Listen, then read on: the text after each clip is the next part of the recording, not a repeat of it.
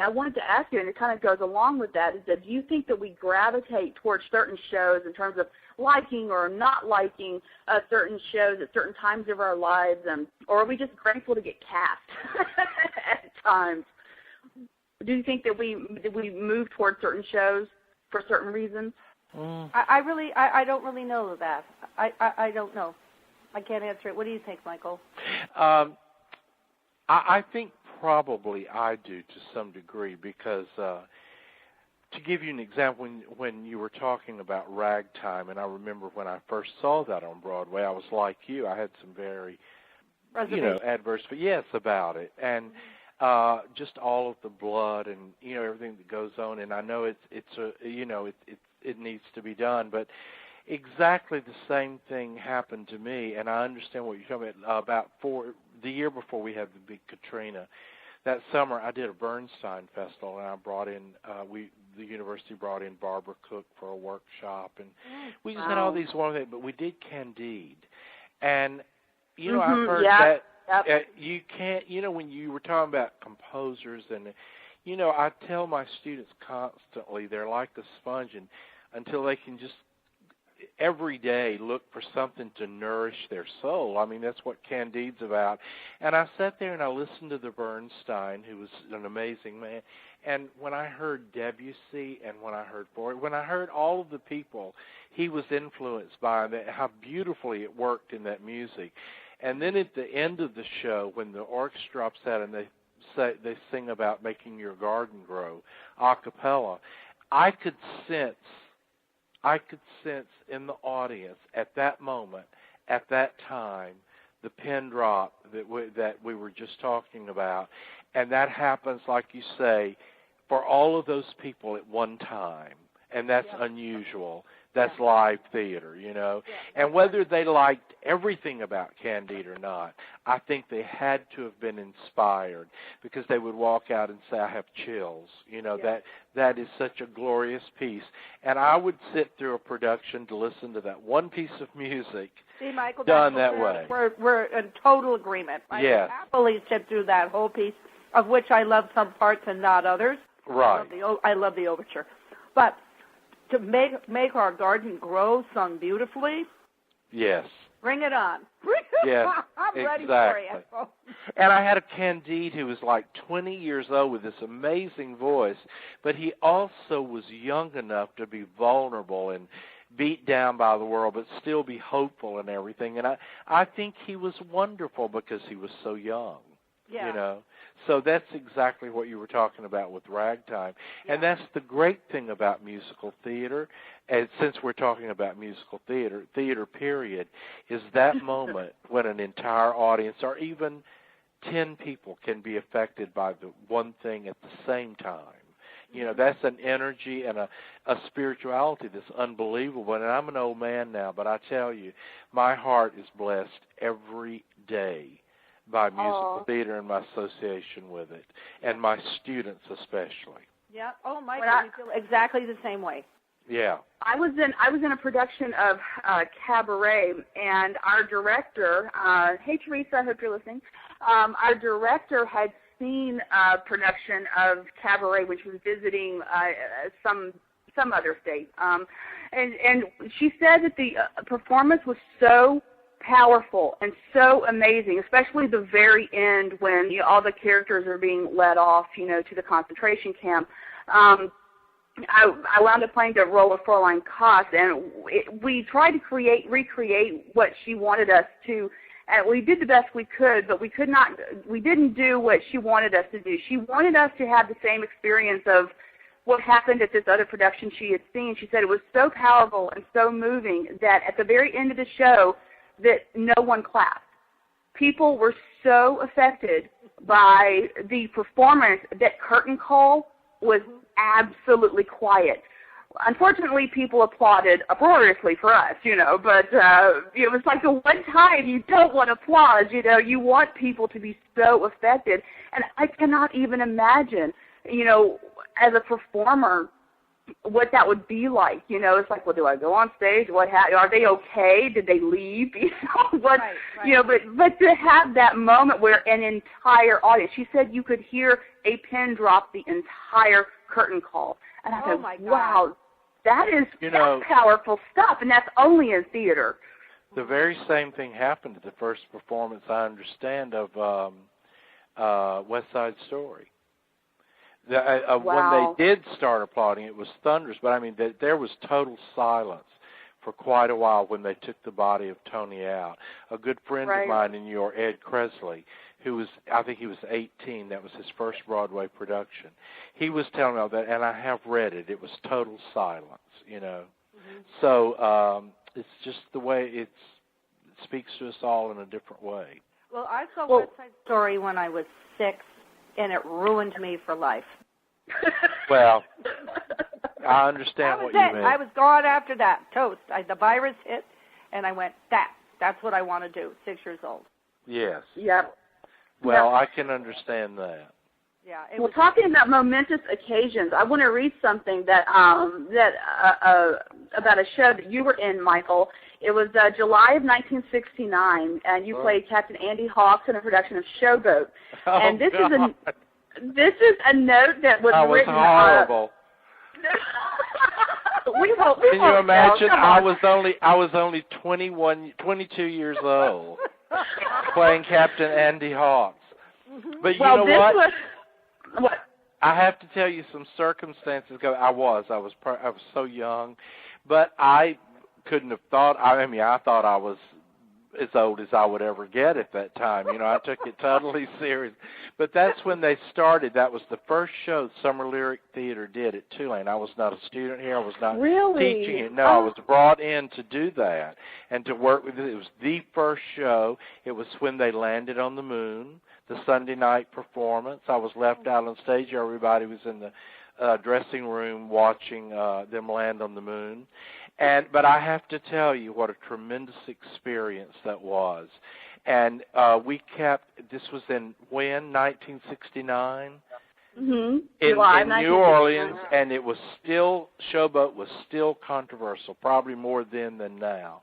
And the director in the theater that was starting it here brought a man, a wonderful man with a wonderful voice, didn't sing Old Man River, play Joe, and he quit because of the lyrics, which have since been adjusted quite a bit. And I have to tell you this story, because whether I was in it, it's not important, but what happened, they were looking for someone to play Joe, and they had gone through talent age, this, that, and the other. And one day I was in the auditorium. I was really 22 years old, I think, or 21.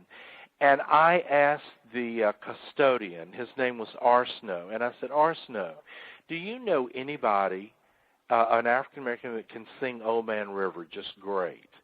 And he said, yeah, the choir director at my church. And so the director laughed at me, and I said, listen, I know I'm young, but it doesn't seem to me that you have any choices and that you should hear this man. Well, he came in, his name, I'll never shall forget, was Fred Hamilton. He's not living now. He had been a student at Juilliard when World War II, and he stopped and went in the service. Came back, was a postal worker. He did the role, and on opening night, I was backstage, and I heard the audience go absolutely berserk after Old Man River. Was probably the only thing in the show that was great, you know. But that was my experience playing Captain Hawk. You know, I would have taken a role anywhere, whether it was appropriate or not.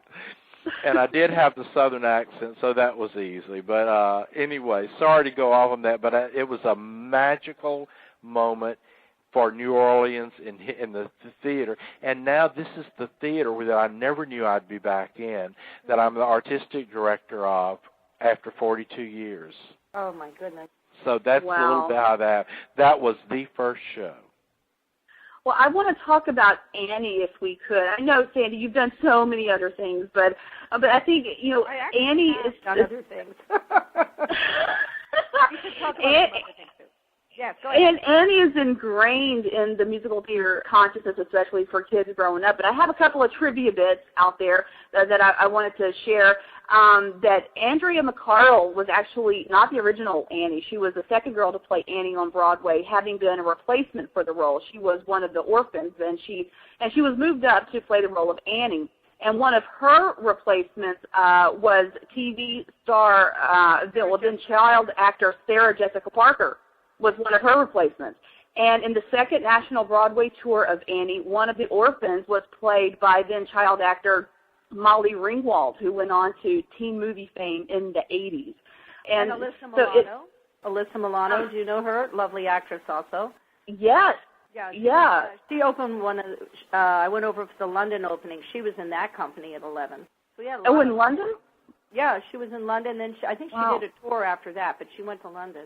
Well, when Rob Marshall directed the 1999 TV movie version of Annie, he cast Audra McDonald as Grace. Did you see that? Did you think, oh, that was my part? That's, they should have cast me. Did you have any feelings like that when you saw Audra? No, I thought she was great. I thought she was quite wonderful, and I only wish I could sing that well. The part I didn't like, and I will be bold, I didn't like the movie, the first movie. With Carol Burnett? No, it was Carol Burnett, the one with Albert Finney? Yes, I guess it was. I didn't like that movie. I didn't like the changing of a New Deal for Christmas, and suddenly we're celebrating 4th of July. 4th of July doesn't resonate the same way for me with orphans as orphans at Christmas and having no home at Christmas and the snow and Christmas carols and a big, huge Christmas tree. I don't know. It didn't resonate the same way for me. And whereas I thought Audra McDonald was quite wonderful as Grace, quite frankly, and can I get sued for saying any of this? I have not. Please don't sue me, people. I didn't understand what Anne Reinking was doing. She's just a magnificent dancer, singer, actress. But yes. I don't think she was too familiar at the beginning. The whole point of Oliver Warbucks was he was a big, powerful man and scary. And she's sitting on his desk with her legs, swinging. Right. No.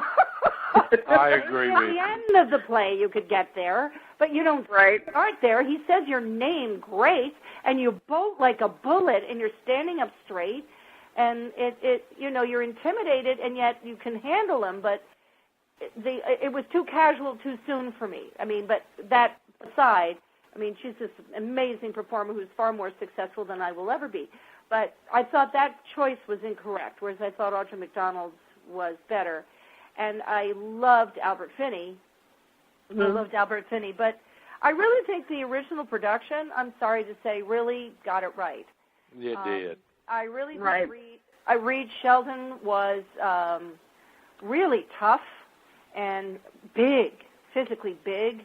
And Dorothy Loudon truly hated kids and dogs. That wasn't a joke.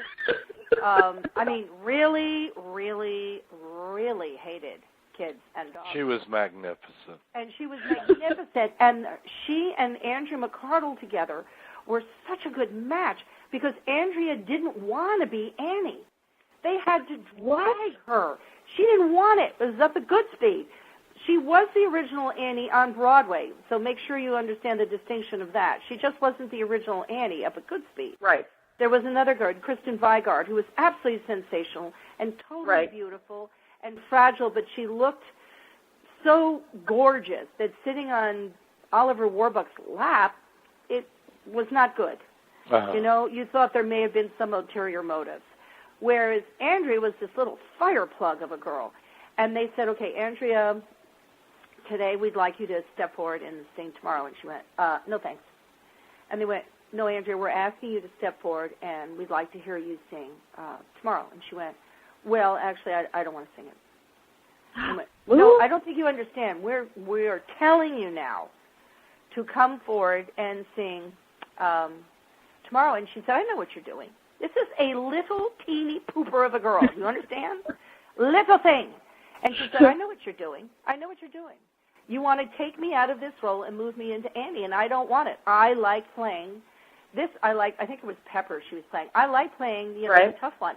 I don't want to play that one, and you're going to make me be all goody two-shoes and a little smile on my face and put my finger in my cheek, and I don't want any part of that. I didn't sign up for that. I don't want it. I wanted the part I got. And that's her. And Martin Charnin had to say, Andrea, the more you fight me on this, the more you prove to me you're right for the part. she started, like, kicking some chairs and coming out and saying, oh, God, all right. Oh, wow. And she just sat there, and, I mean, our hair was, like, blowing off our face. Her voice was so big at 11 years old. I've never heard anything like it. Sense of humor to die for. Parents who were extraordinarily love and warming and yet firm. The kid was a phenomenon, I got to tell you, and a delight to work with on every night. She really kept you on your toes. She'd often give me, like, silly putty in my hand, cotton balls on your back that somehow you'd have to get them off before you turned around in the scene. She was a little devil and a little angel at the same time, and it was a pleasure being on stage with her. She did, in fact, drive Dorothy Loudon crazy, but the point was when Dorothy would blow up at her, even off stage, blow up at her, it absolutely fell right off her back. Andrea just, Dorothy, I really drive you crazy, don't I? It's great. Just no problem handling her.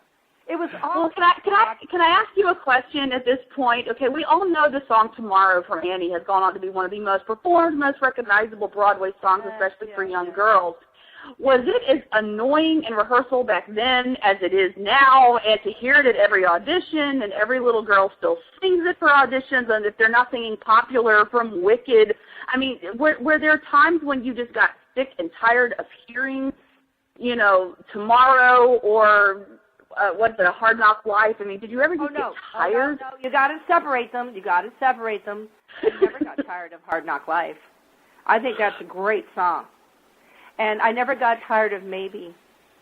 Oh, and one of the great things was watching them flip those two songs, because it started with Hard Knock Life and then went to Maybe, and then they flipped them. And what Maybe did at the top of the show was make you believe in the story and in the plight of the little girl. So it wasn't funny in the beginning. And I thought that was a stroke of genius. And I love both of those numbers. But tomorrow, let's move away from Annie for just a little bit, and I want to talk about the things that you've done, especially with your work. I mean, I know that you work with teenagers, and I mean the teenagers you work with, the high school kids, they're not like other high school kids around the country who. No, I mean, I'm sure they should obviously go work with Michael Howard, and I can't believe that on a career night we don't have more people from Tulane coming to try and scarf these kids up. You don't mind if I do a little business on the phone, do you? No, that would be great. These kids should go to Tulane. If Michael is heading up this department, they need to go someplace, my musical theater students, where someone gets how weird they are. They need to be with other weird people. Well, I will have to say my students think I'm weird. Right, but you love it. They need to be with people who are as passionate about what they're passionate about. You know? I found out a long time ago, saying that's where I love to perform, is in the classroom. You know, that's my best performance I give is in the classroom. Yeah. I never was cut out for the stage that much because I had too many handicaps, to work through. So I never really loved it and felt that comfortable, but I love it in the classroom. Yeah. Well, how could you have handicaps? You performed at the Kennedy Center. You performed at the White House. And how did you get that gig? How did you get the gig at the White House? Well, no, why? Teaching. I performed there. I took a group of kids from Laurel, Mississippi project to the White House in the bicentennial year, and they absolutely were TV quality. Those were kids from the projects in Laurel, Mississippi. That's where I got the job at the White House. And not me personally performing, but with them and as their director and auditioning. And, I was in New York, and I just taught them that year, and I got a call from the superintendent and said they want to see you at the White House. And I took and I showed my student, the film of them and everything, and my students were invited to perform there. And so it really wasn't. It sounds bigger than it was for me. But anyway, it was a thing. But when I say handicaps, it's just, for instance, you hear my Southern accent immediately.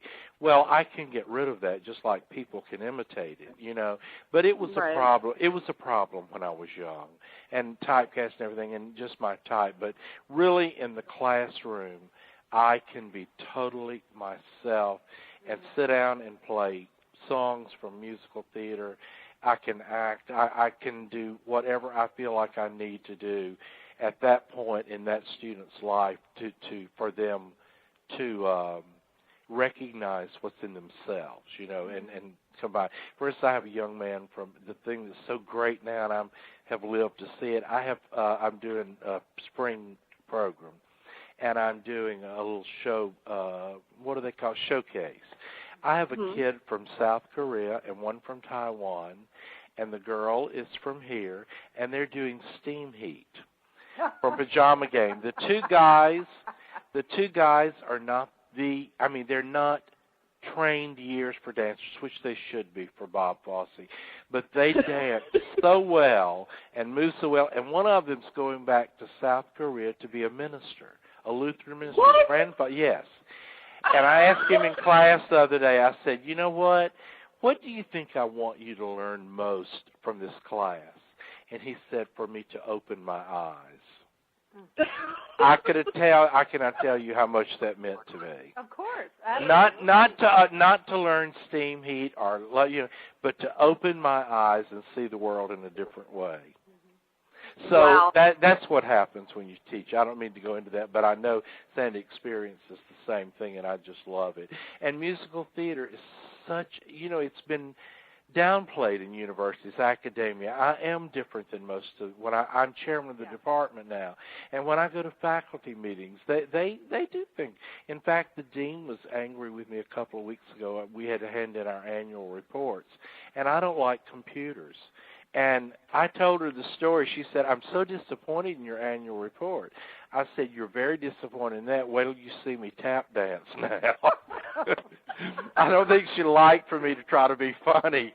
But, it reminded me of when Eileen Farrell had retired and was teaching in Indiana, and they were going to give her an honorary degree, and they kept wanting her, CV and everything. So one day it was snowing. She walked in her blue jeans and a long fur coat, threw a bunch of programs from the Metropolitan Opera down in Alvin and said, will this do? So in musical theater, you don't always fit into academia, but I'm glad to be here.